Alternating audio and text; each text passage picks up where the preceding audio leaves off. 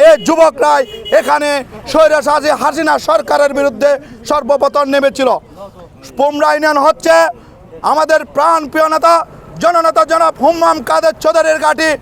17টা বছর যে স্বৈরাচারের বিরুদ্ধে আন্দোলন করেছেন, পোমরা ইউনিয়নের মধ্যে যে আন্দোলনের গণতান্ত্রিক রাষ্ট্র পরিচালনা করার জন্য আপনারা যুবদল, ছাত্রদল, স্বেচ্ছাসেবক দল যে অগ্রণী ভূমিকা পালন করেছেন, তার জন্য রাঙ্গুনিয়া যুবলীগ বাধ্য হয়ে বলেছিল, আমার কাছে এখন মনে আছে, যুবলীগ বলেছিল আপনারা যদি এখানে ব্যারিকেড উঠাইতে না পারেন তাহলে আমরা ওখান থেকে আসব।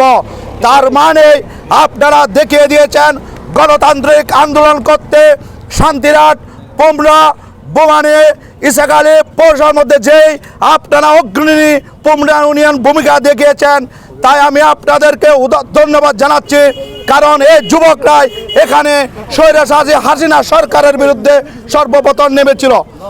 পোমরা ইউনিয়ন হচ্ছে আমাদের প্রাণপ্রিয় নেতা জননেতা জনাব হুম্মাম কাদের চৌধুরীর ঘাঁটি।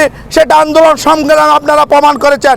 কিন্তু আমি উদাত্ত আহ্বান জানাবো, আপনারা এই ধারাবাহিকতায় আগামী যে যুব সমাবেশ হবে ওই সমাবেশের মধ্যে মানুষ সংগ্রাম করে আপনারা জানিয়ে দিবেন যে আন্দোলন সংগ্রামে যেভাবে আমরা ছিলাম এখনও আছি, আমাদের সেটা আপনাদের প্রমাণ করতে হবে।